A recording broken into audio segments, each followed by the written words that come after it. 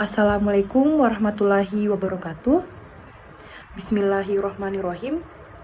Yang pertama-tama, marilah kita panjatkan puji syukur kehadirat Allah Subhanahu wa Ta'ala, karena berkat rahmat dan hidayahnya lah sehingga kami dari kelompok 6 dapat menyelesaikan tugas video yang berjudul Biosintesis Makromolekul dengan mata kuliah Mikrobiologi dan Keamanan Pangan. Baiklah, di sini kami dari kelompok 6 yang beranggotakan saya sendiri, Andi Tenri Nur Nabila sebagai moderator. Adapun teman kelompok saya sebagai pemateri, yaitu yang pertama Desrianti, yang kedua Mega Selpia, yang ketiga Nur Afni, yang keempat Fahri Gunawan, dan yang kelima yaitu Abdul Mudarif Lahasi. Sedikit membahas mengenai biosintesis makromolekul, kita dapat mengetahui bahwa makromolekul merupakan molekul besar yang terdiri atas banyak atom atau blok penyusun. Sebagian besar makromolekul berupa polimer atau suatu molekul panjang yang terdiri dari banyak blok penyusun yang identik dan dihubungkan dengan ikatan-ikatan kovalen. Blok penyusun dari suatu polimer adalah molekul kecil yang disebut monomer. Untuk penjelasan lebih lanjutnya, saya persilahkan kepada Saudari Desrianti untuk membacakan materi pertama, yaitu mengenai protein. Kepada Saudara Desrianti, saya persilahkan. Baik, terima kasih moderator. Adapun penjelasan dari biosintesis makromolekul yang pertama yaitu protein. Dapat dilihat dari pengertian protein adalah sebuah senyawa organik yang kompleks dan berbobot molekul besar yang terdiri dari suatu asam amino yang dihubungkan dengan satu sama lain dengan suatu ikatan peptida. Molekul protein mengandung karbon, hidrogen, oksigen, nitrogen, dan sulfur serta fosfor. Protein sangat berperan penting dalam pembentukan struktur, fungsi, regulasi sel-sel makhluk hidup dan virus. Protein juga bekerja sebagai neurotransmitter dan pembawa oksigen dalam darah, biasa juga disebut dengan hemoglobin. Protein berguna sebagai sumber energi bagi tubuh. Yang kedua yaitu penyusun protein, di mana protein tersusun dari peptida-peptida sehingga membentuk suatu polimer yang disebut polipeptida. Setiap monomernya tersusun atas suatu asam amino, di mana asam amino adalah molekul organik yang memiliki gugus karboksil dan gugus amino yang mana pada bagian pusat asam amino terdapat suatu asam karbon asimetrik. Pada keempat pasangannya yang berbeda itu adalah gugus amino, gugus karboksil, atom hidrogen, dan berbagai gugus yang disimbolkan dengan huruf R. Gugus R disebut juga sebagai rantai samping yang berbeda dengan gugus amino. Yang ketiga yaitu biosintesis protein atau biasa juga disebut dengan sintesis protein, yang merupakan proses pembentukan partikel protein yang di dalamnya melibatkan sintesis RNA yang dipengaruhi oleh DNA. Dalam proses sintesis protein, molekul DNA menjadi sumber pengkodean asam nukleat untuk menjadi asam amino. Kemudian asam amino tersebut akan menyusun protein tetapi tidak terlibat langsung dalam prosesnya. Jauh sebelum DNA dinyatakan sebagai materi genetik, protein telah dikenal sebagai molekul organik yang berperan penting dalam proses perubahan suatu molekul kecil menjadi molekul kompleks. Adapun beberapa aspek penting dalam mekanisme protein diantaranya ialah lokasi berlangsungnya sintesis protein pada sel, mekanisme perpindahannya hasil transformasi dari DNA ke tempat terjadinya sintesis protein, dan mekanisme asam amino penyusun protein-protein yang spesifik. Yang keempat itu tahapan sintesis protein, di mana tahapan sintesis protein dan prosesnya terbagi menjadi dua bagian, yaitu transkripsi dan translasi. Secara umum, sintesis protein berawal dari DNA, lalu pembentukan RNA, kemudian penyusun protein. Berikut penjelasan tahap yang pertama, yaitu transkripsi, di mana proses sintesis protein di tahap awal ini merupakan proses di mana terjadi penyalinan sebagai molekul DNA. Penyalinan ini dilakukan karena lokasi DNA ada di nukleus, sementara proses pembentukan protein yaitu ribosom yang terletak pada sitoplasma. Dikarenakan DNA tidak mampu bergerak sendiri ke ribosom, maka DNA butuh penggerak yaitu RNA polimerase untuk mendatangi DNA, menyalin kode genetik atau membentuk cetakan, lalu memindahkan salinan DNA tersebut ke ribosom. Maka dalam hal ini mRNA disebut sebagai pembawa pesan. Dalam proses transkripsi juga terbagi menjadi 3 tahapan, yaitu yang pertama inisiasi, di mana RNA polimerase memecah sebagai molekul DNA yang berisi segmen-segmen berupa gen. Dalam gen terdapat bagian ujung yang disebut promoter dan terminator. RNA polimerase akan bergerak dari bagian terminator ke promoter untuk memecah DNA. Jika RNA polimerase telah berhasil di bagian promoter, maka proses inisiasi ini selesai. Yang kedua, elongasi, yaitu di mana proses ini saat RNA polimerase kembali ke terminator setelah mencapai promoter, sehingga terbentuklah mRNA yang akan menyalin kode genetik pada DNA. Yang ketiga yaitu tahap terminasi, di mana proses terakhir transkripsi yaitu ketika untaian mRNA telah selesai terbentuk dan lepas dari DNA untuk pergi ke ribosom.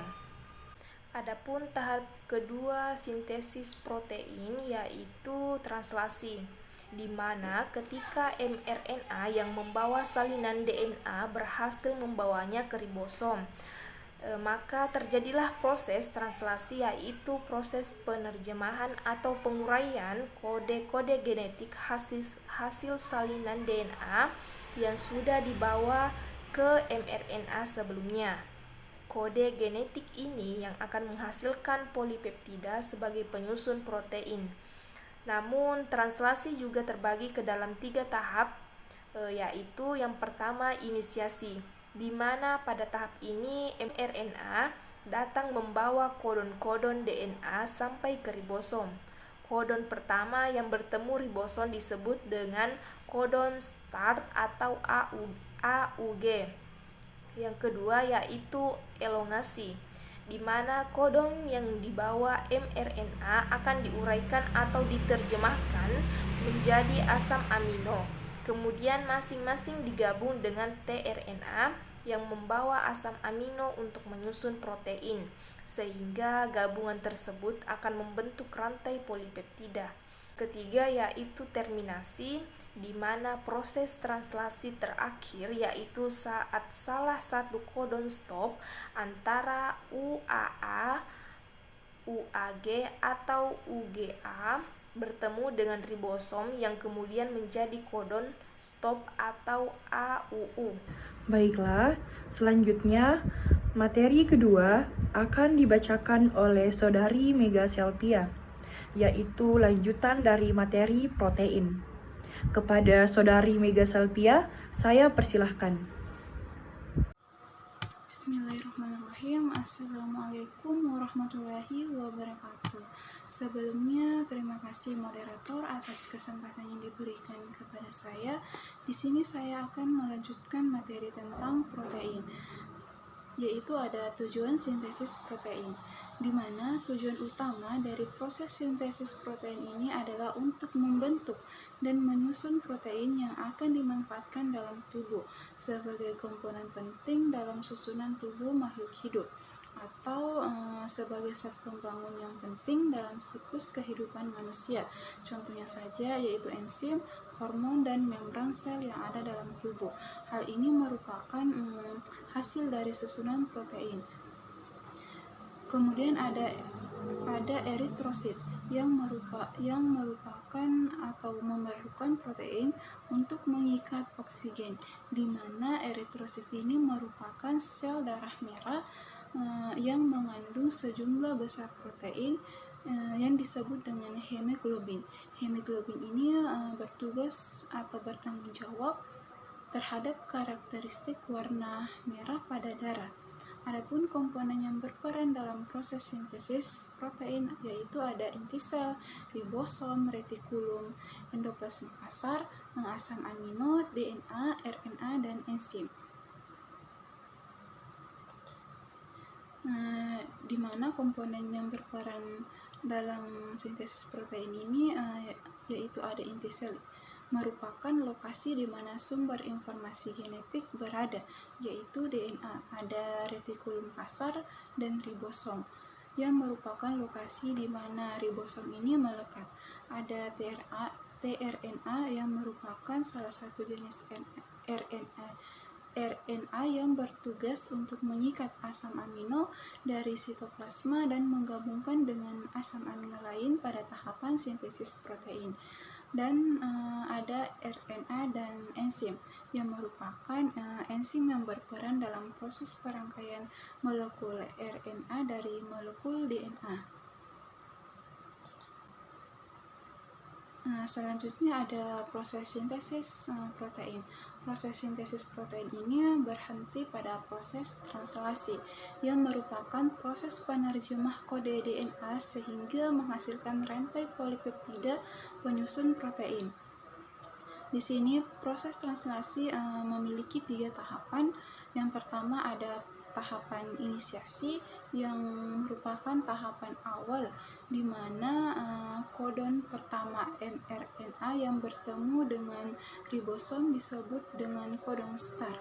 Yang kedua ada tahap elongasi yang merupakan tahap di mana kodon yang dibawa mRNA tadi akan diterjemahkan menjadi asam amino. Setelah itu masing-masing asam amino ini akan digabungkan.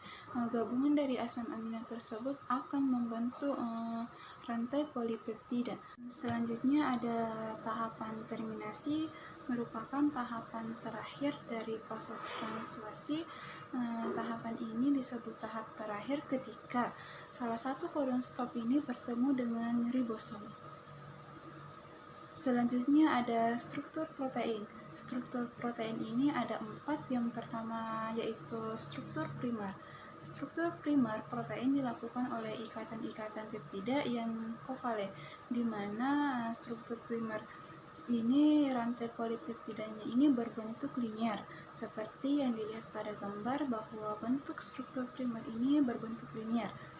Selanjutnya ada struktur sekunder, di mana struktur sekunder ini dilaksanakan oleh ikatan-ikatan hidrogen antara oksigen karbonil dengan nitrogen amida dari rantai polipeptida, di mana struktur sekunder ini mempunyai pola teratur, misalnya pola memilin atau menggulung. Selanjutnya ada struktur tersier. Struktur tersier ini diselenggarakan oleh interaksi antara gugus-gugus R dalam asam amino. Struktur tersier ini memiliki rantai polipeptida yang bergulung atau berpiling sehingga membentuk struktur tidak dimensi bulat seperti yang dilihat pada gambar bahwa struktur tersier ini tidak dimensi bulat. Selanjutnya ada struktur kuantener.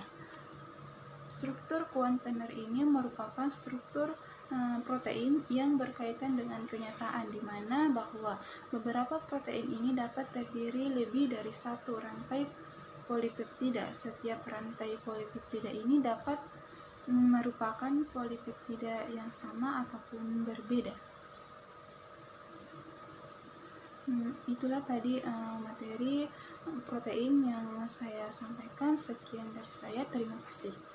Baiklah, materi selanjutnya atau materi ketiga akan dibacakan oleh saya sendiri, yaitu mengenai karbohidrat. Karbohidrat terdiri dari unsur karbon, hidrogen, dan oksigen atau CHO. Dengan perbandingan 1 atom C, 2 atom H, dan 1 atom O. Karena itulah, rumus molekul umum karbohidrat adalah CHO. Karbohidrat berfungsi sebagai penyimpan energi atau energi storage dan materi pembangun atau struktural material. Karbohidrat juga mencakup makromolekul yang disebut polisakarida, polimer yang tersusun dari banyak blok pembangun gula. Adapun rumus molekul adalah CH2ON. Berdasarkan jumlah monomer yang menyusun polimer, karbohidrat dapat digolongkan menjadi monosakarida, disakarida, dan polisakarida. Adapun klasifikasi karbohidrat kita dapat melihat yaitu meliputi monosakarida, disakarida, dan polisakarida. Istilah monosakarida berasal dari kata Yunani yaitu monos yang berarti tunggal dan sakar yang berarti gula. Monosakarida umumnya memiliki rumus molekul yang merupakan kelipatan unit CH2O. Glukosa sebagai salah satu contoh dari monosakarida yang memiliki posisi sentral dalam kimia kehidupan. Struktur glukosa terdiri dari gugus karbonil dan banyak gugus hidroksil. Beberapa monosakarida dapat diklasifikasikan berdasarkan 4 hal berikut. Di antaranya adalah gula mungkin berupa aldosa atau gula aldehida dan ketosa atau gula keton. Bergantung pada lokasi gugus, karbonil gula juga diklasifikasikan berdasarkan panjang rangka karbonnya. Selain itu, variasi gula juga ditentukan oleh susunan spesial di sekeliling karbon asimetriknya. Senyawa-senyawa yang termasuk monosakarida yaitu gliseraldehid, galaktosa, fruktosa, glukosa, dan dihidroksiaseton. Baiklah, selanjutnya materi keempat yaitu lanjutan dari materi karbohidrat akan dibacakan oleh Saudari Nur Afni. Kepada Saudari Nur Afni, saya persilahkan. Terima kasih atas kesempatan yang diberikan. Langsung saja, di sini saya akan membacakan materi tentang karbohidrat. Di antaranya yaitu disakarida dan polisakarida. Disakarida terdiri atas 2 monosakarida yang dihubungkan oleh ikatan glikosidik. Senyawa yang termasuk disakarida yaitu maltosa, diantaranya glukosa dan glukosa, selobiosa, diantaranya selulosa dan 2 glukosa, laktosa, diantaranya glukosa dan galaktosa, dan sukrosa, diantaranya glukosa dan fruktosa. Disakarida atau disakarid terdiri dari 2 monosakarida yang digabungkan oleh tautan glikosidik, yaitu ikatan kovalen yang terbentuk antara 2 monosakarida melalui reaksi dehidrasi. Misalnya, maltosa merupakan disakarida yang terbentuk dari pertautan 2 molekul. Disakarida yang paling umum adalah sukrosa yaitu gula pasir. Kedua monomernya adalah glukosa dan fruktosa. Laktosa, gula dalam susu adalah contoh lain disakarida yang merupakan hasil dari pertautan antara glukosa dan galaktosa. Selanjutnya materi polisakarida. Polisakarida terdiri dari ratusan hingga ribuan monosakarida melalui ikatan glikosidik. Contohnya, pati atau amilum, daun buah umbi, glikogen, otot dan hati, selulosa, batang kayu, dan kitin kerangka belalang. Selanjutnya, materi kelima yaitu mengenai lipid akan dibawakan oleh teman saya yaitu Fahri Gunawan. Kepada Saudara Fahri Gunawan, saya persilahkan. Terima kasih moderator. Selanjutnya itu lipid. Lipid berasal dari kata Yunani, yaitu lipos atau lemak. Istilah lipid kadang-kadang digunakan sebagai sinonim dari lemak. Lemak atau lipid adalah zat organik hidrofobilik yang bersifat suka larut dalam air. Namun lemak dapat larut dalam pelarut organik seperti kloroform, ester, dan benzen. Selanjutnya itu sifat lipid. Ya, ada 5, yaitu pertama, tidak larut dalam air, larut di dalam pelarut organik seperti benzen, ester, azoton, kloroform, dan karboteroklorida, mengandung yakni karbon, hidrogen, dan oksigen. Kadang-kadang juga mengandung nitrogen dan fosfor. Bila terhidrolisis akan menghasilkan asam lemak, berperan dalam tumbuhan dan hewan. Fungsi lipid bagi tubuh: menjadi cadangan energi dalam bentuk sel lemak. Lemak mempunyai fungsi seluler dan komponen struktural pada membran sel yang berkaitan dengan karbohidrat, protein demi menjalankan aliran air, ion, molekul air keluar dan masuknya sel. Menopang fungsi senyawa organik sebagai pengantar sinyal seperti pada prostaglandin dan steroid hormon, serta kelenjar empedu. Menjadi sumbensi bagi vitamin A dan D, E, dan K yang berguna untuk proses biologis. Sebagai penahan goncangan demi melindungi organ vital dan melindungi tubuh dari suhu luar yang kurang bersahabat. Klarifikasi lipid ada 5, yaitu yang pertama berdasarkan struktur, yaitu sederhana lipid, lipid menjemuk, derivat lipid. Yang kedua berdasarkan sifatnya, yaitu saponifikasi lipid, pada saponifikasi lipid. Yang ketiga berdasarkan kepolarannya, yaitu lipid netral, lipid polar. Yang keempat berdasarkan hasil hidrolisisnya, yaitu sederhana lipid, lipid majemuk. Yang kelima berdasarkan fungsinya, yaitu lemak simpanan, lemak struktural.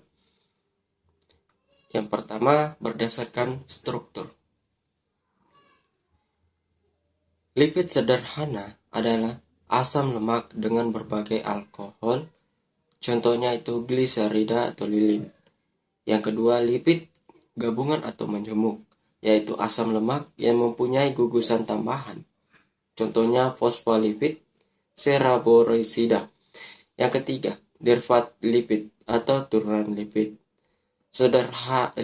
senyawa yang dihasilkan oleh proses hidrolisis lipid, contohnya itu asam lemak, gliserol, dan sterol.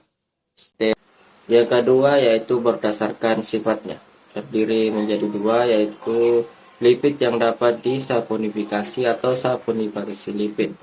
Dapat dihidrolisis dengan panas sehingga terbentuk garam dan asam lemak serta molekul lainnya. Contohnya itu triasilik gliserol, fosfolipid, glikolipid.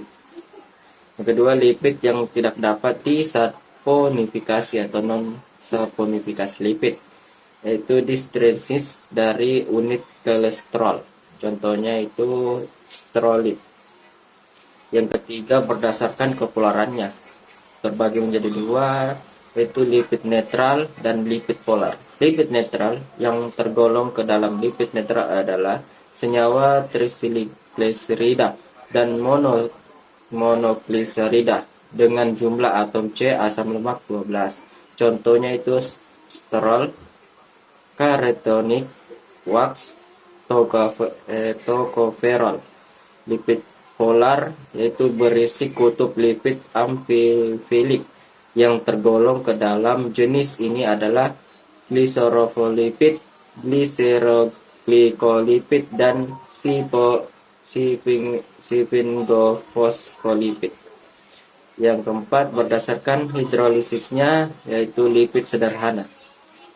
Lipid sederhana merupakan estesis gugus asam lemak atau sering disebut juga sebagai gugus asli dengan molekul alkohol gliserol.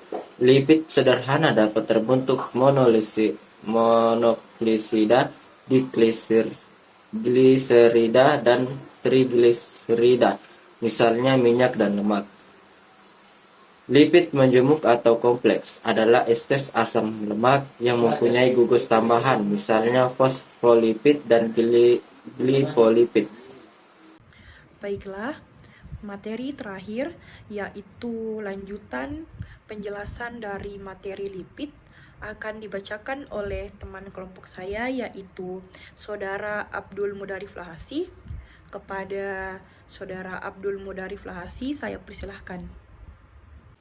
Baik, terima kasih moderator. Saya akan melanjutkan materi tentang lipid, yaitu berdasarkan fungsinya terbagi atas dua. Yang pertama, lemak simpanan terdiri atas trigliser, disimpan dalam jaringan tubuh tumbuhan dan hewan. Yang kedua, lemak struktural terdiri atas fosfolit dan kolesterol. Selanjutnya yaitu asam lemak terdiri atas tiga bagian. Yang pertama, asam lemak adalah asam organik yang terdapat sebagai ester trigliserida, baik yang berasal dari hewan atau tumbuhan. Yang kedua, asam lemak tersusun dari komponen hidrofobik atau tidak larut dalam air, berupa rantai hidrokarbon, dan komponen hidropolik berupa gugus karboksil. Yang ketiga, asam lemak disebut uga asam karbosilat yang memiliki rantai panjang yang diperoleh dari hidrolisis lemak minyak dari tumbuhan atau hewan. Selanjutnya ada dua macam asam lemak. Yang pertama, seperti lemak jenuh atau asam lemak jenuh, terbagi atas 4. Satu, asam lemak ini tidak memiliki ikatan rangkap, disebut juga asam lemak non-esensial. Lemak jenuh kebanyakan tidak baik bagi kesehatan. Contoh dan asam larut, asam palmitat, dan asam stearat. Yang kedua, asam lemak tak jenuh atau asam lemak tak jenuh. Asam lemak yang memiliki satu atau lebih ikatan rangkap disebut juga asam lemak esensial. Lemak tak jenuh lebih disukai, dikatakan lebih aman. Lemak ini tidak menimbulkan penyakit, bahkan dapat dipergunakan untuk diet. Contoh, bersumber dari buah-buahan atau asam oilat, asam linoleat, dan asam linoleanat. Selanjutnya itu R-pentanda, asam lemak, terdiri dari 6 bagian. Yang pertama, beberapa aturan penamaan dan simbol telah dibuat untuk menunjukkan karakteristik suatu asam lemak.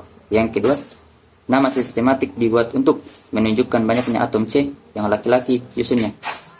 Dan yang ketiga, angka di depan nama menunjukkan posisi ikatan ganda setelah atom pada posisi tersebut. Yang keempat, nama lebih lengkap diberikan dengan memberi tanda delta di depan bilang posisi ikatan ganda. Yang kelima, simbol C diikuti angka menunjukkan banyaknya atom C yang laki-laki nyusunnya. Angka di belakang titik 2 menunjukkan banyaknya ikatan ganda di antara rantai C-nya. Dan yang keenam, lambang omega menunjukkan posisi ikatan ganda dihitung dari ujung atau atom C gugus. Selanjutnya itu lilin atau wax, terbagi atas 5. Yang pertama, yang dimaksud dengan lilin atau wax ialah ester asam lemak dengan karnohidroksida alkohol yang mempunyai rantai karbon panjang antara 14 sampai 34 atom karbon. Yang kedua, contoh alkohol panjang adalah cetylalkohol dan mirisylalkohol. Dan yang ketiga, lilin dapat diperoleh antara lain dari lebah, madu, dan dari ikan paus atau lumba-lumba. Yang keempat, lilin berfungsi sebagai lapisan pelindung terhadap air, penahan air pada binatang. Dan yang kelima, lilin tidak mudah terhidropolisis seperti lemak dan tidak dapat diuraikan oleh enzim yang menguraikan lemak. Selanjutnya itu fosfolit, terbagi atas 4 pula. Yang pertama, yang dimaksud dengan lilin atau wax ialah ester asam lemak dengan monoksid alkohol yang mempunyai rantai karbon panjang antara 14 sampai 17 34 atom karbon. Kedua, contoh alkohol panjang adalah setilalkohol dan mirisilalkohol. Ketiga, lilin dapat diperoleh antara lain lebah madu dan dari ikan paus atau lumba-lumba. Yang keempat, lilin berfungsi sebagai lapisan pelindung terhadap air, penahan air pada binatang. Baik, itulah tadi penyajian materi dari kami kelompok 6, yaitu mengenai biosintesis makromolekul, yang dimana di dalamnya kami membahas tentang protein, karbohidrat, dan juga lipid. Semoga saja materi kami dapat bermanfaat bagi teman-teman semuanya. Lebih dan kurangnya mohon dimaafkan. Wassalamualaikum warahmatullahi wabarakatuh.